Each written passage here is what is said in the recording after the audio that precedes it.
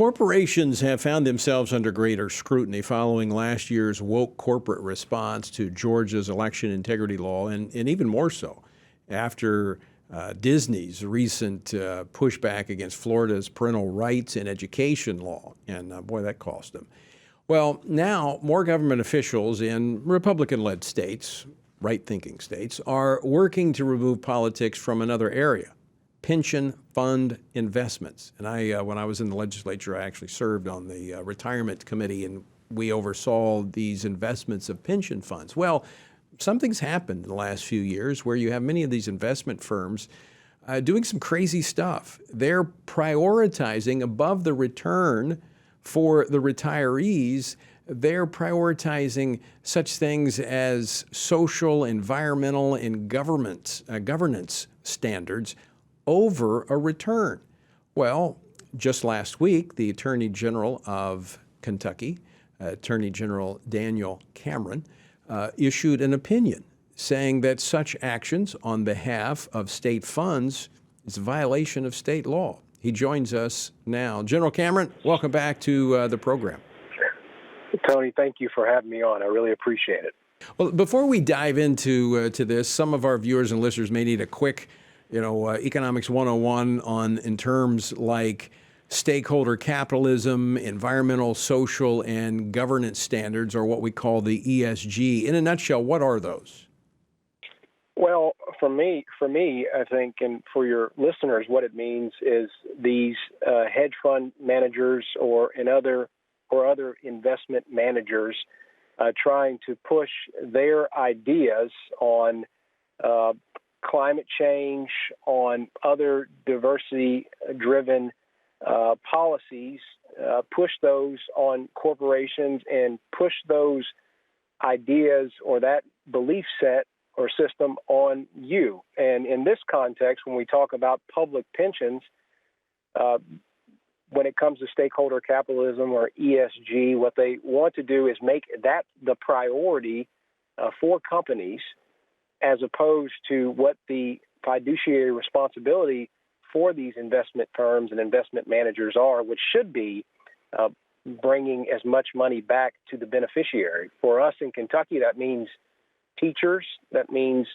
police officers, other public employees, firefighters who have obviously invested their money in these pensions and are hoping for the biggest return they can get. But a lot of these investment fund managers have different priorities, which is, again, wanting to push their value system on the rest of us. And let me make note of the fact that this is not their money, meaning this is not the investment manager's money. This is not the fund index's money. It's your money. It's your listeners' money. It's the money of, again, those folks I just talked about, the police officers, the teachers.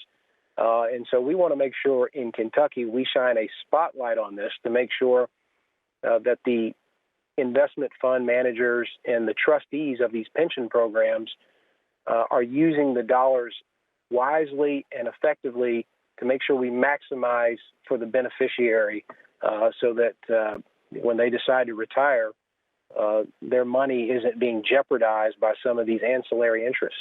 I mean, that should be a no-brainer. I mean, people are investing their money for retirement, and they're using that money to advance social causes. But is some of this pressure coming externally from the federal government and some of these regulatory institutions forcing these investment firms to do this type of stuff?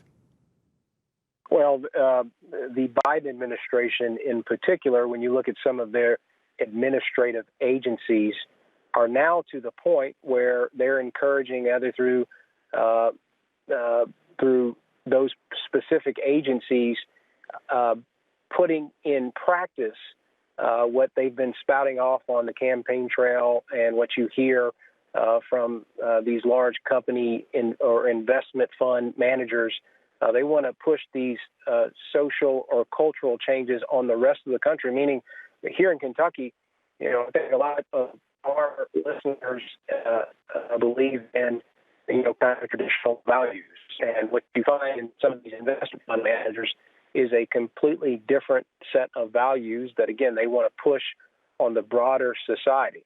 And when there are working men and women who are sitting at their dinner table thinking about what their pension is going to look like once they finish working and after they've been working hard, they want to make sure that they're able to get as much money from that pension, and again, not have it be subject to the whims of some of these index fund managers who have different priorities from making the most money for the beneficiary. And just to summarize, as I read your opinion, you're basically saying that's in violation of state law to have a higher priority than bringing a return for the client.